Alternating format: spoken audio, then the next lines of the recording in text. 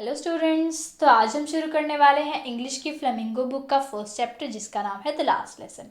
The last lesson के author है अल्फोंस डॉडेट। तो चैप्टर शुरू करने से पहले थोड़ा अबाउट द ऑथर पे ध्यान दिया जाए ताकि हमारे फैक्ट्स क्लियर हो जाए और हमें कुछ बेसिक पता चल सके। Okay, so let's get started. Alphonse Daudet was a French novelist and short story writer. Alphonse Daudet जो थे वो फ्रेंच नॉवलिस्ट थे, यानी कि फ्रेंच भाषा में नोवेल लिखा करते थे और छोटी कहानियाँ लिखा करते थे। The last lesson is set in the days of Franco Prussian war. अब ये जो चैप्टर है ये अराउंड तब की कहानी बताता है जब फ्रेंको प्रशियन वॉर चल रहा थे 1870 में। फ्रेंको जो है वो फ्रांस को कहा गया है और हम सबको ही पता है कि फ्रांस एक बड़ा नेशन है और मैप में एग्जिस्ट करता है। लेकिन प्रशिया उस वक्त का बड़ा नेशन हुआ करता था जिसमें आज का Germany, Poland and parts of Austria आया करते थे, यानी कि इन तीनों कंट्रीज को मिला के प्रशिया बनता था। In which France was defeated by Prussia led by Bismarck.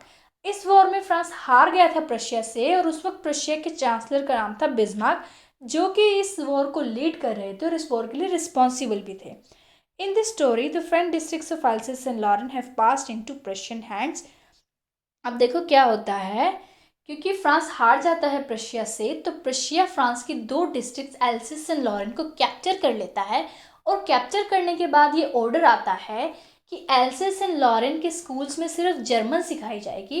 तो हमारा चैप्टर भी इसी बारे में है कि वहाँ पे जो लोग रहते हैं उनकी लाइफ पे क्या असर पड़ा इस न्यूज़ के बाद कि उनकी लैंग्वेज उनसे छीन ली जाएगी और उन्हें कंपेल किया जाएगा, फोर्स किया जाएगा एक फॉरेन लैंग्वेज सीखने के लिए।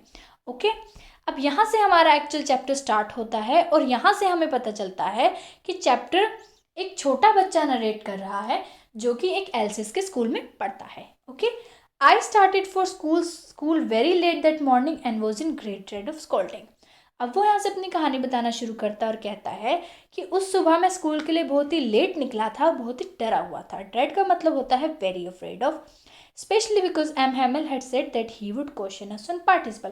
देखो पहले तो वो इसलिए डरा हुआ है कि वो स्कूल के लिए लेट है और खासकर इसलिए कि एम हैमल जो कि उसके टीचर का नाम है, उन्होंने बच्चों से पार्टिसिपल्स पर क्वेश्चन पूछने थे। पार्टिसिपल्स आपको पता होगा ग्रामर का एक चैप्टर है। Okay, and I did not know the first word about them. अब वो कह रहा है कि मुझे अब पार्टिसिपल्स का पहला अक्षर भी नहीं आता था, तो इसीलिए वो इतना डरा हुआ है। Okay, for a moment I thought of running away and spending the day out of doors. वो क्या कह रहा है कि एक वक्त के लिए मैं सोचता हूँ कि मैं यहाँ से भाग ही जाता हूँ और अपना दिन बाहर ही बिताता हूँ। ओके, तो वो स्कूल बंक करने की सोच रहा है। It was so warm so bright. अब वो अपने दिन को एक्सप्लेन कर रहा है और कह रहा है कि दिन जो है बहुत ही गर्मी वाला है, बहुत ही सुनहरा है। The birds were chirping at the edge of the woods, कि पक्षियों के गुनगुनाने की आवाज़ आ रही है एज ऑफ द वुड्स से। इसका क्या, चिरपिंग आपको पता है वर्ड्स वॉइस होती है। एज ऑफ द वुड्स का क्या मतलब है, देखो इस टहनी के बिल्कुल कोने में बैठी है चिड़िया, इसी को कहा गया है edge of the woods. And in the open field back of the sawmill the Prussian soldiers were drilling. Sawmill का क्या मतलब होता है, सोमिल इस तरह की लकड़ी की फैक्ट्री होती है जहाँ पर लकड़ियों को काटा जाता है और उन्हें बाद में फर्नीचर के लिए यूज़ किया जाता है। ओके, तो ये यही बता रहा है कि उस फैक्ट्री के पीछे एक बड़ा मैदान है जहाँ पर प्रशियन सोल्जर्स ड्रिलिंग कर रहे हैं। ड्रिलिंग का मतलब है training in marching with the use of weapon, यानी कि वो लोग हथियारों के साथ परेड कर रहे हैं। Okay, it was all much more tempting than the rule for participles. उसको ये सब ज़्यादा अट्रैक्टिव लग रहा था पार्टिसिपल से। टेम्पटिंग का क्या मतलब होता है, the desire to do something specially something wrong और अनवाइज। सो मैं आपको बेसिक वे में समझाऊँ तो ये कुछ इस तरह से है कि जब आपको कोई काम नहीं करना होता है, आपको लगता है कि वो आपके लिए सही नहीं है, लेकिन फिर भी आप उससे अट्रैक्ट होते हो, so this is what called temptation. Okay, so उसको टेम्पटेशन हो रही थी कि वो स्कूल बंक कर ले और स्कूल ना जाए। उसको क्या क्या अच्छा लग रहा था कि दिन कितना अच्छा है, सुनहरा है, उसको पक्षियों को सुनना अच्छा लग रहा था, प्रशियन सोल्जर्स की ड्रिलिंग अच्छी लग रही थी। तो ये सब चीज़ें उसे टेम्प्ट कर रही थी कि वो स्कूल ना जाए और यहीं पे रुक जाए। ठीक है, but I had the strength to resist. अब वो कह रहा है कि मुझ में ताकत थी कि मैं रेजिस्ट कर सकूँ, खुद को रोक सकूँ। And hurried off to school, और वो जल्दी स्कूल के लिए निकल गया। When I passed the town hall, there was a crowd in front of the bulletin board. अब देखो टाउन हॉल क्या होता है, टाउन हॉल इस तरह की मेन बिल्डिंग होती है जो कि यूरोपियन कंट्रीज़ में टाउन्स या विलेजेस में बनाई जाती हैं, जिसका यूज़ वहाँ की लोकल गवर्नमेंट एडमिनिस्ट्रेशन के लिए कर सके, यानी प्रशासन के लिए कर सके। बुलेटिन बोर्ड का मतलब होता है एक तरीके का नोटिफिकेशन बोर्ड, जहाँ पर उस वक्त के लोगों को करंट अफेयर्स के बारे में पता चल सके कि कंट्री में क्या हो रहा है। ओके, तो वो कह रहा है कि जब वो टाउन हॉल के पास से गुजरता है तो वो देखता है कि बुलेटिन बोर्ड के सामने बहुत ज़्यादा भीड़ लगी होती है। For the last 2 years all our bad news had come from there. अब वो कह रहा है कि पिछले 2 साल से सारी बुरी खबरें उन्हें बुलेटिन बोर्ड से ही पता चल रही थी। द लोस्ट बैटल्स, जो वो वॉर हारे वो भी उन्हें बुलेटिन बोर्ड से ही पता चली। द ड्राफ्ट को भी उन्हें बुलेटिन बोर्ड से ही पता चला। ड्राफ्ट का क्या मतलब होता है? कंपल्सरी मिलिट्री सर्विस, यानी कि जब कोई देश वॉर में लड़ रहा होता है तो जो अगर उनके पास मिलिट्री कम हो तो उन्हें सिटीजन से ज़बरदस्ती वॉर में लड़वाया जाता है, तो उसे क्या कहते हैं? Draft. Okay, the orders of the commanding officer, और जो कमांडिंग ऑफिसर्स के ऑर्डर आते थे वो भी बुलेटिन बोर्ड से ही पता चलते थे। And I thought to myself without stopping what can be the matter now. अब वो क्या कहता है कि मैं अपने आप से बिना रुके सोचता हूँ कि अब क्या बात होगी। ओके, अब देखो हम सेकंड पेज पे आ गए हैं, यहाँ से शुरू करते हैं। Then as I hurried by as fast as I could go. अब वो कह रहा है कि जितना जल्दी हो सकता था मैं आगे बढ़ा। The blacksmith Wachter who was there with his apprentice reading the bulletin. अब देखो ब्लैक स्मिथ आपको पता है कि लोहार होता है और ये वॉक्टर उसका नाम है। कुछ लोग इसे वॉचर पढ़ते हैं पर ये वॉचर नहीं है, ये वॉक्टर है। ओके, तो ब्लैक स्मिथ और वॉक्टर अपने ब्लैक स्मिथ जिसका नाम वॉक्टर है वो अपने अप्रेंटिस के साथ वहाँ पे बुलेटिन पढ़ रहा था। अप्रेंटिस का क्या मतलब होता है? A person who is learning a trade from a skilled employer having agreed to work for a fixed period at low wages. यानी कि जब कोई किसी प्रोफेशनल के पास काम सीखने के लिए जाता है कम पैसों के लिए तो उसे क्या कहते हैं? अप्रेंटिस। तो वो दोनों बुलेटिन पढ़ रहे हैं तो उसमें ब्लैक स्मिथ जो है वो उसको पीछे से बुलाता है उस बच्चे को, कॉल आफ्टर मी। क्या कहता है? डोंट गो सो फास्ट बब, कि इतनी जल्दी मत जाओ बब, you will get to your school in plenty of time, कि तुम वक्त पर अपने स्कूल में पहुंच जाओगे। बब का क्या मतलब होता है? बब एक अमेरिकन स्लैंग है जो कि किसी बॉय या फिर मैन को एड्रेस करने के लिए यूज़ किया जाता है। स्लैंग्स जो होते हैं वो क्लोज फ्रेंड्स के साथ यूज़ किए जाते हैं या उन लोगों के साथ जो कि आपका मजाक समझ सके। तो अपने टीचर के साथ यूज़ मत कर लेना। आगे क्या कहता है वो? I thought he was making fun of me. अब बच्चे को लगता है कि वो उसको ताना मार रहा है, उसका मजाक उड़ा रहा है। उसको ऐसा क्यों लगता है? क्योंकि वो पहले ही स्कूल के लिए लेट है तो वो सोचता है, मुझे कह रहा है कि अब जल्दी जल्दी जाके क्या करना है, अब तो जाके पिटना ही है। And reached M Hamel's little garden all out of breath. लेकिन ऐसा होता नहीं है। वो एम हेमल के लिटिल गार्डन में पहुंच जाता है सांस फुलाते हुए, यानी कि वो हाफते हुए एम हेमल के लिटिल गार्डन में पहुंच जाता है। अब लिटिल गार्डन का क्या मतलब है? उस वक्त जो होता था टीचर अपने स्कूल्स के या फिर अपने क्लासरूम के बाहर गार्डन बनाया करते थे।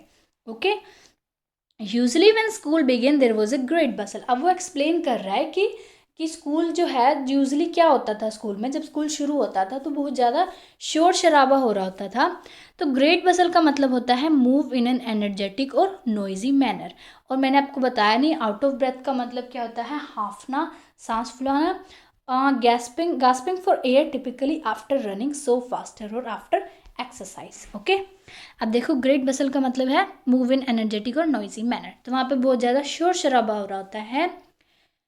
Which could be heard out in the street, जो कि बाहर सड़क से भी सुन लिया सकता है। अब नॉर्मली स्कूल्स में होता ही है, जब स्कूल शुरू होता है तो बहुत ज़्यादा शोर हो रहा होता है। Okay, there was the opening and closing of desk, यानी कि opening and closing of desk की आवाज़ आ रही होती है। Opening and closing of desk का क्या मतलब है? जब हम स्कूल जल्दी चल जाते हैं और हम जो डेस्क इधर उधर खिसकाते हैं उसे क्या कहा गया है? Opening and closing of desk. Lessons repeated in unison, बच्चे जो हैं अपना चैप्टर, अपने लेसन्स यूनिसन में रिपीट करते थे। यूनिसन का क्या मतलब होता है? साइमल्टेनियस परफॉर्मेंस ऑफ एक्शन और अटरेंस ऑफ स्पीच, यानी कि कुछ इस तरह से बोलना जैसे कि गुड मॉर्निंग, या से 2 1 जा 2 2 2 जा 4, मतलब इस तरह से सॉन्ग की तरह किसी को परफॉर्म करना, किसी चीज़ को एक साथ, उसे क्या कहते हैं? यूनिसन। तो बच्चे अपना लेसन्स रिपीट करते थे यूनिसन में, बहुत तेज, very loud, with our hands over our ears to understand better. अब देखो, क्योंकि जब वो एक साथ ये सब बोलते थे बहुत शोर हो रहा होता था, तो उन्हें ज़्यादा अच्छे से समझने के लिए वो अपने कानों पे इस तरह से हाथ रख लेते थे ताकि वो फोकस कर सके, अच्छे से समझ सके। ओके, तो ये सब नॉर्मली वहाँ पे हो रहा होता था। And the teacher's great ruler rapping on the table. इस लाइन का क्या मतलब है, जब टीचर के अटेंशन गेन करने के लिए या बच्चों को चुप कराने के लिए अपने टेबल पर से रूलर या फिर कोई स्टिक मारते हैं, तो उसे क्या कहा गया है, ruler rapping. But now it was also still, अब वो बता रहा है कि नॉर्मली तो ये सब होता है, लेकिन आज बिल्कुल शांति है, बिल्कुल साइलेंस है। I had counted on the commotion to get my desk without being seen. अब देखो, उसने प्लान बना रखा था इससे पहले कि उसने क्या सोचा था कि मुझे जब हल्ला गुल्ला हो रहा होगा तो मैं वहाँ पे जाके बैठ जाऊँगा अपनी सीट पे और किसी को पता भी नहीं चलेगा। काउंटेड ऑन का मतलब होता है किसी चीज़ पे भरोसा करना, तो वो किस चीज़ पे भरोसा करता है, कमोशन पे। कमोशन का मतलब होता है अ स्टेट ऑफ कन्फ्यूज और नॉइजी डिस्टर्बेंस, यानी कि हल्ला गुल्ला। तो वो सोचता है कि जब हल्ला गुल्ला हो रहा होगा तो कोई किसी को पता नहीं चलेगा और मैं जाके अपनी सीट पे बैठ जाऊँगा, ठीक है। बट ऑफकोर्स, अब वो सरकेस्टिक वे में बोल रहा है, लेकिन हाँ, that day everything had to be as quiet as Sunday morning. लेकिन उस दिन तो ऐसे सब शांत होना था जैसे कि संडे की सुबह हो। Through the window through the window I so my classmate already in their places. वो खिड़की से देखता है कि उसके क्लासमेट पहले से ही अपनी जगह पे बैठे हुए हैं। And M Hamel walking up and down.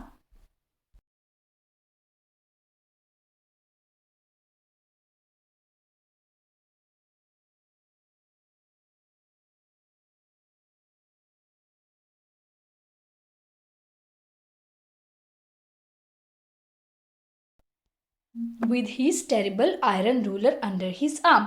यानी कि उसके टीचर जो है एम हैमल, वो अपनी आर्म के नीचे से रूलर को फंसा के अप एंड डाउन कर रहे हैं क्लास में। अप एंड डाउन का क्या मतलब होता है, जब हम एग्ज़ाम या टेस्ट देते हैं तो फिर हमारे जो टीचर्स हैं वो स्कूल में या फिर क्लास में, सॉरी, अप एंड डाउन कर रहे होते हैं, आप क्लास में घूम रहे होते हैं, उसी को क्या कहते हैं, अप एंड डाउन। ओके, आगे है, अब I had to open the door and go in before everybody. अब उसके साथ बुरा हो गया है, वो कह रहा है कि मुझे सबके सामने दरवाज़ा खोल के जाना पड़ा। You can imagine how blushed and how frightened I was. अब वो कह रहा है, तुम इमेजिन कर सकते हो कि मैं कितना एम्बेरस था, कितना शर्मा रहा था और कितना डरा हुआ था। यहाँ पे ब्लश्ड का मतलब है एम्बेरसमेंट और शेम। आगे क्या होता है, बट नथिंग हैपेंड, कुछ हुआ ही नहीं। M Hamel saw me and said very kindly. उसके टीचर ने उसको देखा और बहुत ही प्यार से कहा, go to your place quickly little French, कि जाके अपनी जगह पे बैठ जाओ जल्दी से लिटिल फ्रेंच। अब देखो, यहाँ पे हमें पहली बार बच्चे का नाम पता चलता है, क्या है, फ्रेंच। इसे याद रखना, we were beginning without you, हम तुम्हारे बिना ही शुरू करने वाले थे। Okay students, thanks for watching. I'm ending this video here. Second part will be in the next video. If you have any question regarding the chapter, then please leave the comment below, and if you find it helpful, then please hit the like button, share and subscribe, and see you in the next one. Bye bye.